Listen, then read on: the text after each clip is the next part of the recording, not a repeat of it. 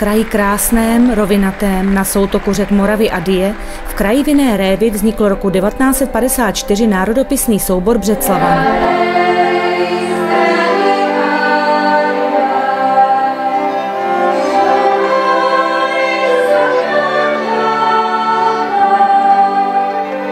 Soubor se dlouhodobě věnuje zpracování tradičních hudebních a tanečních forem a dlouhodobě dbá na autentičnost projevu odpovídající jednotlivým folklorním regionům.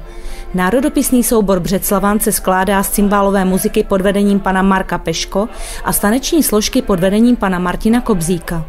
K příležitosti 70. výročí svého založení Břeclavan uspořádal slavnostní koncert. 70 let od založení souboru, což je ohromná doba.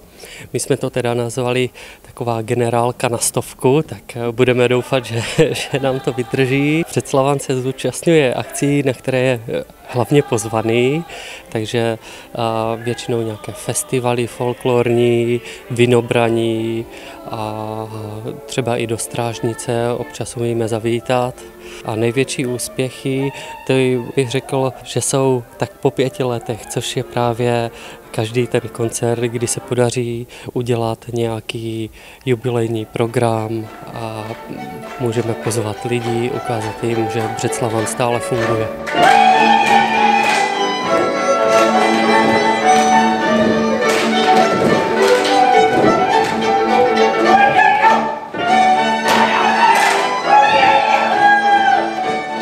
Národopisný soubor Břeclavan vychoval mnoho kvalitních hudebníků, zpěváků i tanečníků, z nichž někteří se proslavili napříč naší zemí. Jmenujme například Jožku Severína, zpěváka a popularizátora moravského folkloru. V programu, který soubor připravil k 70letému výročí, vystoupili také děti z Břeclavánku, mladí tanečníci, ale také muzikantské i pěvecké stálice.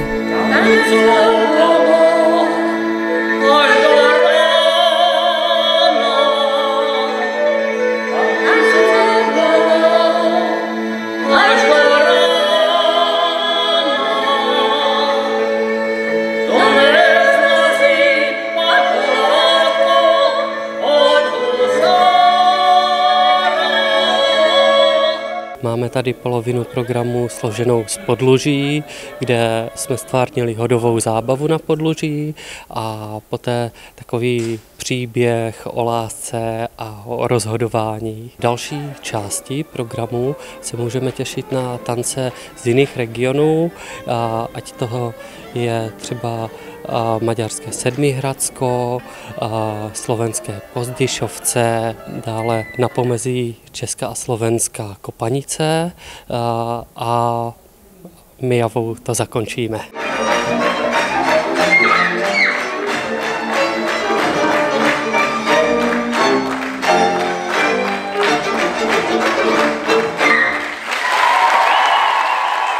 Celým programem provázel a velmi vtipně jej moderoval pan Stanislav Strmiska.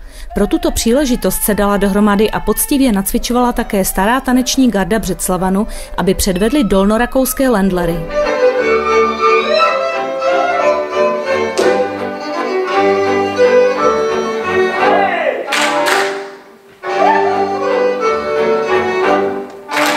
Cymbálová muzika Břeclavanu již dlouhodobě spolupracuje s Českým rozhlasem, pro který nahrála několik folklorních pořadů.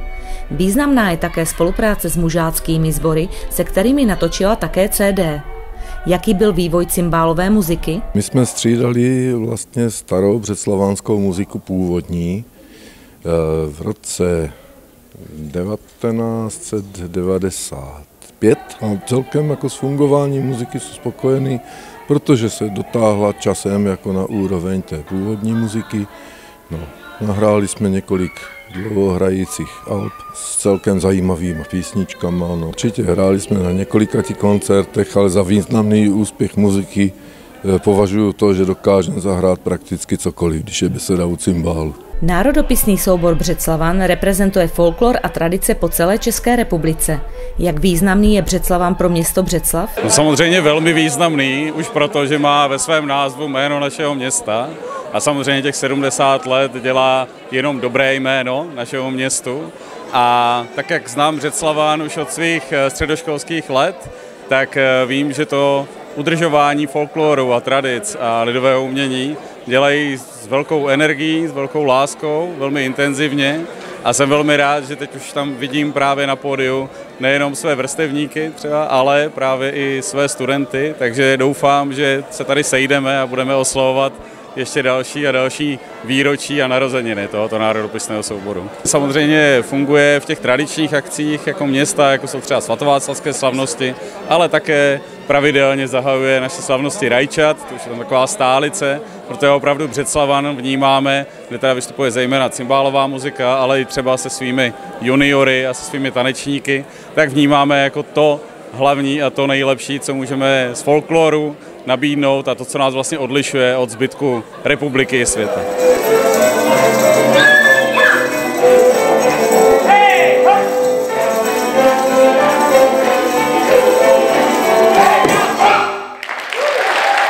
Folklor je životní styl, je odřině ve zkušebnách a odměnou je potlesk obecenstva a chvíle slávy na jevišti.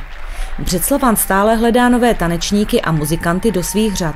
Co je odměnou? Spoustu dobrých přátel a věřím, že přátel na celý život.